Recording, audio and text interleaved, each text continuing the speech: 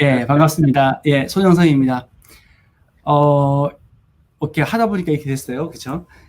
우리 화요일 날 아침에 출근을 하다가, 유영균 우리 저장님, 우리 회장님이 공유해 주신 얀두쿤 교수님의 그 논문 링크가 아침에 떴어요. 아침에. 출근하는 차 속에서 제가 봤는데, 어, 사실 그때 보면서 이게 어떤 내용인가, 이 논문이 어떤 내용인가 되게 궁금했었어요. 왜냐면은, 저희가 이제 AI 쪽, 그러니까 컴퓨터 사이언스나 내지는 뭐 공학 쪽, 이쪽 전공하신 분들이 모여서 AI 그를 뭐 이렇게 저희 커뮤니티를 하고 있는데, 실제 지금 코비드-19, 그러니까 신종 바이러스, 코로나 바이러스로 인해서 이제 전 세계가 어려움이 있는데, 저희가 어떻게 도와줄 방법은 별로 없다고 생각했어요. 예. 그래서 없는데 어떻게 기여할 수 있을까 하는 생각을 하고 있는 중에 이제 이런 논문이 나온 걸 아침에 보고 이제 바로 이제 봤죠. 근데 이제 내용은 아주 간단하게만 소개되어 있어요. 한 논문 한 40편 정도를 가볍게 이제 제목 정도 하고 내용 간단하게 소개하고 있는 내용인데요.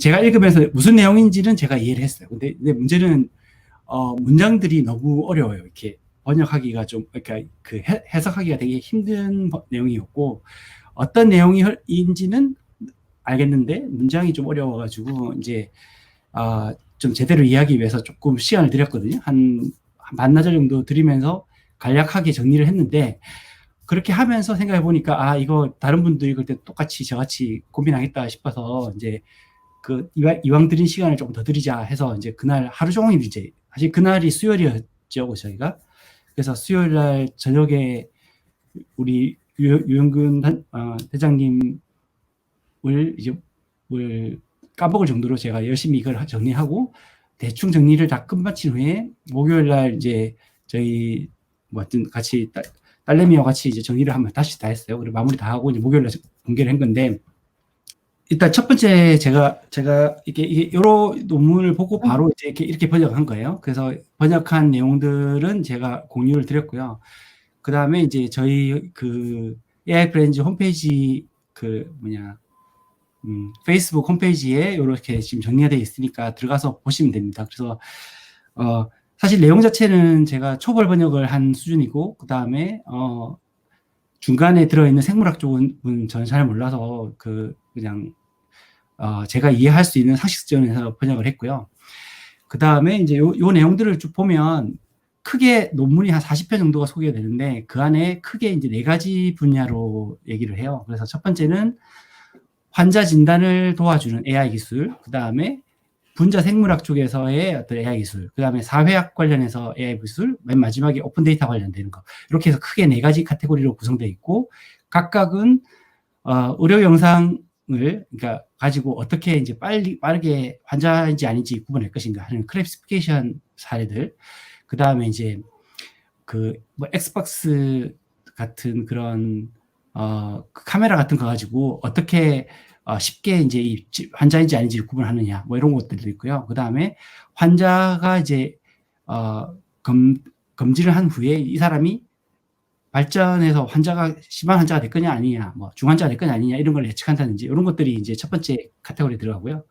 두 번째는 분자 생물학 쪽 분야라서 이 코비드-19 이 바이러스의 특징이 있는데 그 특징에 대한 부분들을 빠르게 검출할 수 있는 어떤 부분들을 AI 기술로 만든 것들입니다. 그래서 단백질 DNA를 검사를 한다든지 아니면은 구조 자체를 이 코로나19의 단백질 구조를 예측한다든지 이런 것들이 있고요. 그 다음에 이제 기존 이미 나와 있는 약물 중에서 이 코로나19 이 질병에 사용할 수 있는 가능성을 찾는 이런 게 또 있고요. 그 다음에 이제 뭐 마지막으로는 새로운 신약을 개발하는데 이제 AI 기술이 적용되는 것들, 이런 게 있고요. 세 번째 사회학 분야 쪽은 이 전염병이 얼마나 빨리 퍼질 것인가를 예측하는 분야가 있습니다. 원래 이제 전염병학 에피데믹롤로지 쪽에서는 이제 그런 모델들이 있긴 한데, 이거를 이제 쓰지 않고 이제 딥러닝 내지는 머신러닝 기술을 이용해 가지고 이 전염병학 번져나가는 것들을 이제 모델링하는 것들을 또 사례들이 좀 있고요. 그 다음에 이거는 조금 다른 분야긴 한데, 이제 정보 감염학이라고 해서 인포데믹 분석이라고 하는 게 있는데, 잘못된 정보나 내지는 어떤 정보가 어떻게 퍼져나가는지를 SNS에서 분석하는, 그러니까 뭐 이런 것도 있어요. 그래서 구글이나 내지는 트위터, 페이스북 이런 데서 관심이 많은 분야고요. 여기에 관련되는 사례들도 좀 있고요. 그리고 마지막 분야는 이제 오픈 데이터에서 코비드19 관련되는 공개 데이터들을 어떻게 이제 구성되고 있고, 그 구축된 걸 가지고 어떤 분석을 할 수 있는지를 예제들을 많이 보여주고 있어요. 그래서 이런 것들이 주 논문용으로 되어 있습니다. 그래서 사실 이 하나하나를 지금 제가 정리한 거는 그냥 간단하게 소개하는 내용들만 가지고 정리된 거고요. 저희가 이제 한 가지 제안 드릴 거는 저희 멤버들, AI 프렌즈 멤버들 중에서 이런 관련되는 전공이 있는 분들이 있으면 좀 모여가지고 현재 지금 이런 연구들이 어느 정도 수준인지 한번 조금 중점 분석을 해보는 게 어떨까, 뭐 이런 생각을 좀 해보게 되고요. 그리고 이제 생각보다는 우리 이 AI 기술에 관심 있는 이 전문가들도 코로나19 재난에 대응하는데 도움이 될 수 있겠다라는 어떤 걸 좀 생각이 들었어요. 그래서 뭐 데이터 분석뿐만 아니라 데이터 정리도 있고요. 그 다음에 이렇게 이제 관심을 가져주는 것만으로도 큰 도움이 되지 않을까, 이런 생각이 들고. 와, 네. 와, 와. 아유, 네. 와, 감사합니다. 아유, 뭔가, 그러니까 저희도 뭔가 좀 할 수 있는 게 있으면 좋을 텐데, 예. 좀, 저기 좀 답답하다고 생각을 했었는데, 저도 마침 저런 글이 올라와서, 사실 제가 포기만 하고, 내용을 제가 안 읽어봤거든요. 바쁘신 분들이 그렇죠. 그래서 그런 의도도 있고요. 또 한 가지는 네. 뭐가 있냐면, 중간중간에 보면 이런 게 있어요. 이렇게 어떤 데이터를 뭐 어떻게 분석을 해서 뭐 어떤 가능성을 찾았다든지 이런 것들이 나오는데, 이게 어느 정도의 연구인지가 사실 궁금했었거든요, 제가. 근데 지금 읽어보니까 원래 이제 그러니까 전염병학, 그러니까 에피데미올로지 쪽은 전염병 모델이 있어요. 이게 그 모델이 있고 파라미터를 이제 각 질병마다 튜닝을 하는 것 같았거든요, 그 설명을 봐갖고는. 그래서 근데 이제 문제는 이 코로나19 자체가 이제 새로운 질병이니까 이게 아직 특징들이 안 나온 거죠. 그러니까 예를 들면 감염하는 어떤 확률이라든지 내지는 감염을 했을 때 사망하는 비율이라든지 내지는 이 사회에서의 어떤 활동을 했을 때 이게 잘 검증되는지, 이런 것들이 사실 아직까지 정확하지 않는 거죠. 그래서 기존 클래식한 어떤 분석들이 그닥 그렇게 정확하지 않는 것 같다는 느낌이었어요, 제가 이 내용을 보면서. 그래서 새로운 어떤 이렇게 AI 기술들 내지는 머신러닝 기술들이 접목이 된다면 정확도도 좁혀지지 않을까, 뭐 이런 생각이 좀 들었었고요. 이제 그렇게 하기 위한 것으로 이 저자들이 이제 맨 마지막에 좀 정리했던 게 뭐냐면은, 이렇게 두 가지 분야에, 이게 어떻게 보면 이 감염병 의료계 쪽에 있는 분들하고 그 다음에 이렇게 공학 쪽에 있는 분들이 협업을 해야 된다. 그러니까 멀티디스플리니한 어떤 어프로치를 해야 된다는 게 주 내용이었고, 그걸 하기 위해서 데이터를 공유하고 그 다음에 그 공유된 데이터를 바탕으로 같이 협업할 수 있는 어떤 뭐랄까요, 무브먼트 이런 걸 만들어야 된다. 뭐 이런 게 이제 논문의 맨 마지막에 있거든요. 그래서 저희도 뭐 그런 측면에서는 충분히 기여를 할 수 있는 여지가 있다라고 좀 저는 생각이 들었어요. 그래서 일단 먼저 이제 이 내용들로 좀 분석하고요. 그 다음에 또 관련되는 분야에 잘 알고 계신 분이 있다 그러면 부족한 것들, 이렇게 좀 도움을 얻었으면 좋겠다는 것들을 얘기를 하면 옆에 분들이, 다른 분들이 도와줄 수 있지 않을까, 이런 생각이 드네요. 저는 뭐 이렇게 제가 느끼는 거는 그런 거예요. 우리가 계속 그 코로나 터지기 전에 뭐 화성에 가니 뭐 인工지능을 만드니 뭐 이랬는데, 지금 예를 들어서 중국에서 이렇게 처음에 이제 전염병이 펴졌을 때 뭔가 그 역학 데이터가 쌓였을 거 아니에요. 그러면 그 데이터를 바탕으로 전 세계적으로 어떻게 퍼질지를 사실 당연히 이렇게 예측을 하고 대비를 했어야 될 것 같은데, 지금 어떤 나라도 그걸 못한 거 아니에요. 그런 게 난 좀 이해가 안 돼, 좀. 예. 근데 이제 제가 잘 모르지만, 근데 이제 그동안 보면 이번 케이스는 발생해서 지금까지 오는데 6개월이 안 걸렸거든요.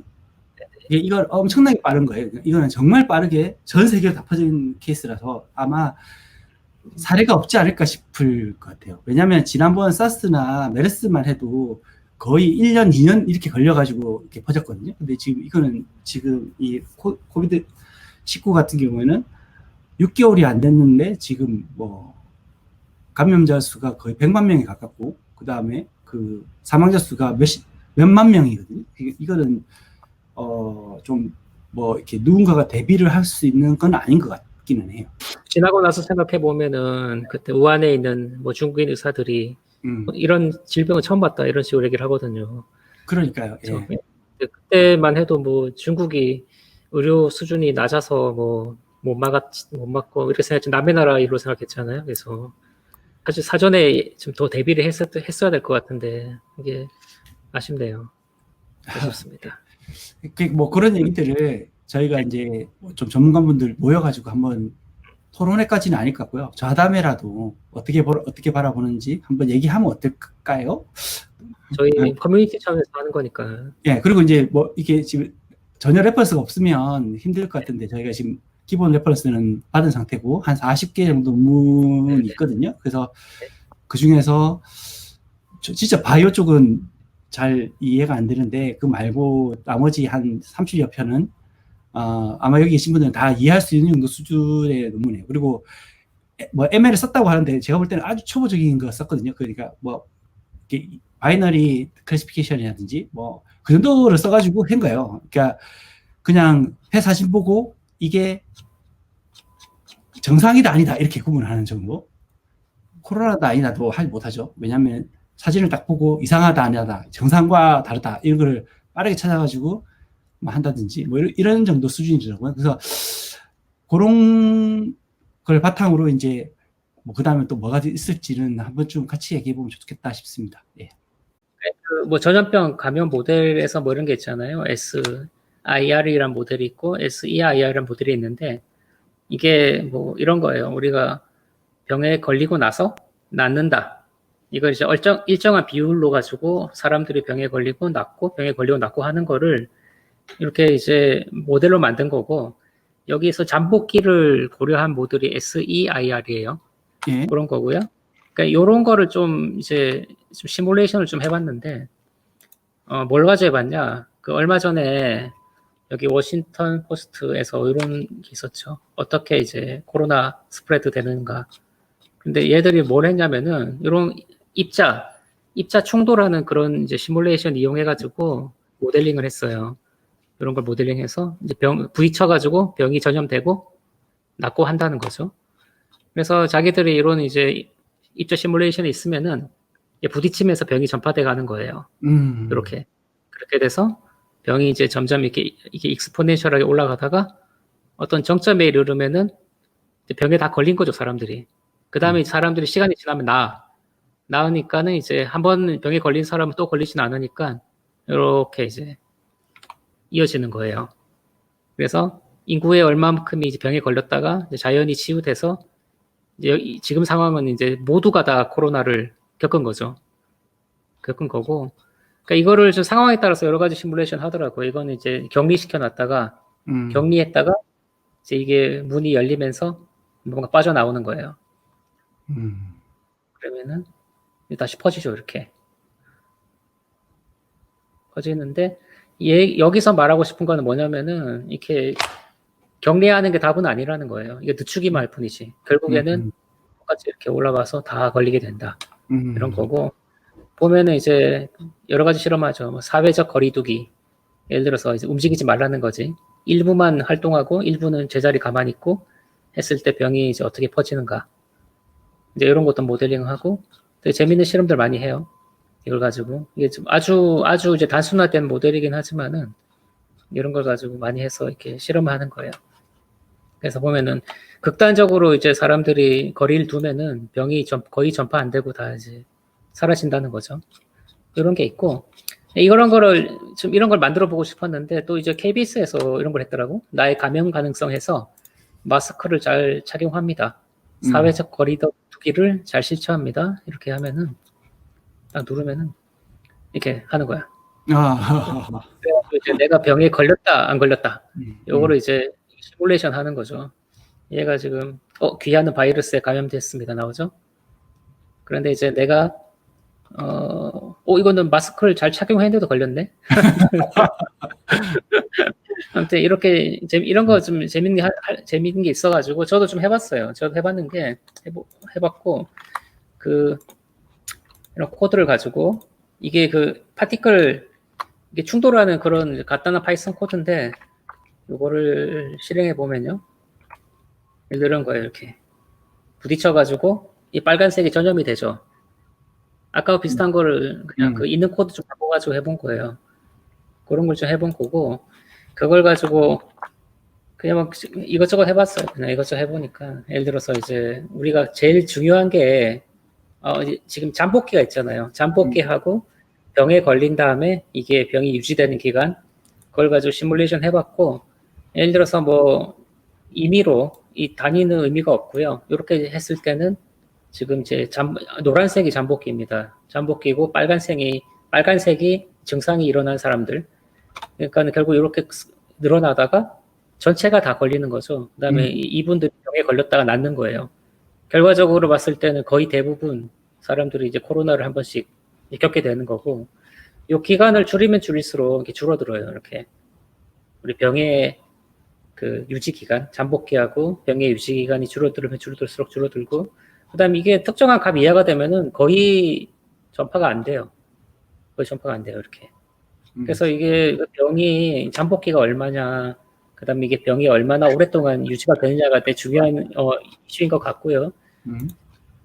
그다음에 이제 잠복기를 고려해봤는데, 예를 들어서 이제 정상적으로는 이렇게 병이 환자가 늘어났다가 줄어드는데, 예를 들어서 이제 특정한 시점에서 감염자를 모두 격리하면은 당연히 이렇게 이제 더 이상 늘어나지가 않죠. 이렇게 환자들이 늘어나지 않습니다. 근데 문제가 우리가 이제 정상이 일어나야지 격리할 수 있잖아요. 정상이 일어나지 않으면 격리를 못 하니까 그런 경우에는 지금 이제 계속 늘어나는 거죠. 바로 내가 격리를 지금 50일 이후로 격리하는 건데 이 이후로 격리를 해도 왜냐하면 이제 여기 무증상자 잠복기 환자분들이 있기 때문에 그분들이 계속 병을 퍼뜨리는 거예요. 그래서 이게 계속 더 이어지고 이런 문제가 있어요. 그래서 참 이 잠복기라는 게 전염병에서는 되게 크리티컬하구나. 뭐 누구나 아는 사실 그런 게 있고 예를 들어서 이제 사회적 거리두기죠. 우리가 기존에 아까 파티클을 속도를 조절해봤어요. 속도를 조절해 보면은 속도를 이제 기존에 80%로 줄였을 때는 좀 줄어들고 그다음에 70%인 경우는 더 줄어들고 한 50% 되니까 확 줄어들더라. 그런 겁니다. 이게 단순히 이게 어떤 비율대로 줄어드는 그런 문제가 아니라 어떤 임계점을 넘지 않으면은 확 이렇게 전파 속도가 줄어드는 것 같아요. 그렇다는 거고. 그다음에 대응 시기. 이건 뭐냐? 어떤 모델에서 내가 이제 대응하지 않고 그냥 자연스럽게 다 낫기를 바라는 거예요. 그러니까 올라갔다가 떨어지는데 예를 들어서 내가 한 50일 시점에서 사태의 심각성을 발견하고 대응을 한 거죠. 올라가다가 대응이라는 건 뭐냐면은 증상이 발견된 사람을 격리하는 거예요. 그럼 더 이상 이제 증상이 발견된 빨간색인 사람들이 더 이상 이제 병을 퍼뜨리지 못하게 격리하는 상황에서는 또 좀 줄어들고 그 다음에 이거 좀 빨리 대응할수록 당연히 사태가 감염되는 사람들 수가 줄어듭니다. 줄어들고 극단적으로 내가 환자가 한 명이라도 발생했을 때부터 그걸 대응을 빨리 했다 그러면은 거의 이제 확산되지가 않죠, 병이. 뭐 이런 거고요. 그 다음에 사실 이걸 좀 해보고 싶었어요. 지금 문제가 그게 병이 이렇게 계속 우리가 격리를 해서 완전히 병을 없앨 수 있으면은 그게 가장 좋겠지만은 이게 전 세계적으로 발생하는 거고 우리나라만 잘한다고 되는 게 아니잖아요. 그래서 예를 들어서 우리나라에서는 병이 안정화돼도 또 외국에서 환자가 한두 명만 오면은 또 이렇게 익스포넨셜하게 환자가 증가할 수 있기 때문에 저는 지금 이런 걸 해봤어요. 우리가 이제 계속 이렇게 숨어서만 살 수는 없으니까 좀 숨어서 살다가 정상 생활하다가 숨어서 살다가 정상 생활하다가 이런 걸 좀 반복해 보면 어떨까? 그런 생각을 좀 해봤고, 예를 들어서 이제 이런 식으로 확산 모델이 있을 때 4주에 한 주씩 거리를 두는 거죠. 예를 들어서 이제 방학처럼 3주는 학교도 가고 정상 생활했다가 이제 한 주씩은 격리하고 지금처럼 숨어 지내고 한 3주는 정상 생활했다가 한 주 숨어 지내고 뭐 이런 걸 해보자는 거예요. 예를 들어서. 그럼 확실히 줄어들어요. 줄어들고 그다음에 예를 들어서 좀 이거는 2주에 한 번씩 한 주는 정상 생활을 하고 한 주는 쉬고 예를 들어서 그렇게 하면은 확실히 줄죠.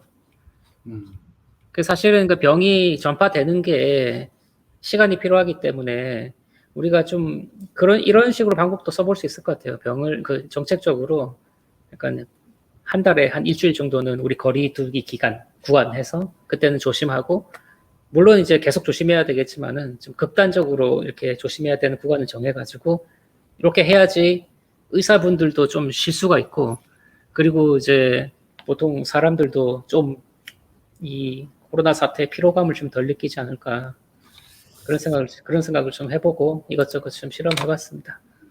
그래서 제가 제안하는 거는 이런 거예요. 이게 완벽하게 지금 컨트롤할 수 없다면은 이걸 좀 주기적으로 거리 두는 그 어떤 시기를 정해가지고 이걸 이렇게 운영해 보면 어떨까 정책적으로 그런 걸 좀 제안해 봅니다. 예를 들어 뭐 학교도 계속 이렇게 계약을 늦추는 것보다 아예 이제 3주 수업, 한 주 방학 이제 이런 시스템으로 반복하는 거죠. 예를 들어서 뭐 이렇게 그래서 뭔가 정부나 아니면 질병관리본부 같은 경우는 뭐 이런 것보다 훨씬 더 정교한 모델을 가지고 있을 텐데 그런 걸로 좀 시뮬레이션을 많이 돌려가지고 우리가 코로나 피해를 우리가 최소화할 수 있을까? 일상생활을 이제 생활을 유지하면서 코로나 피해를 최소화할 수 있을까? 그냥 잠깐 고민해봤습니다. 되게 힘겹더라고요. 아유, 이게 아무도 없으면 말하는 게 영 그 느낌이 안 나요. 그래서 얼굴이라도 나와야 긴장하고. 그거를 정리를 얼마나 하셨어요? 시간이 없었을 텐데 언제 그렇게 정리를 하셨어요? 정리하는 거? 아니 이게 이건 있는 코드고 이거 코드 바꾸는 건 주말에 했고요. 그냥 이거 시뮬레이션 돌려가지고 결과 뽑는 거는 그냥 금방 했다 해야지 좀 폼이 나잖아. 이거 그래픽 없애면 이렇게 내는 거예요. 이런 식으로 이제 밑에 숫자들이 변하죠. 이렇게 지금 와서 환자가 어떻게 늘어나는지 시뮬레이션 되는 거예요. 그러니까 미분방정식 형태로 푸는 게 아까 SEIR 그 전염병 확산 모델이고 이게 그러니까 결과는 비슷한 것 같아요. 이거는 그거를 입자 모델링 해가지고 푼 거고요. 그러니까 이런 거를 좀 확장해가지고 좀 정교한 질병 예측 모델 만들면 좋을 것 같은데, 근데 뭐 간단하게 저도 조금 찾아보니까 이게 질병 확산 예측하는 게 뭐보다 어렵더라 하더라. 날씨 예측보다 더 어렵다 그러더라고요. 이게 나왔어요. 이게 왜냐면은 엄청 이제 복잡한 시스템이고 또 사람들은 예측이 안 되잖아요.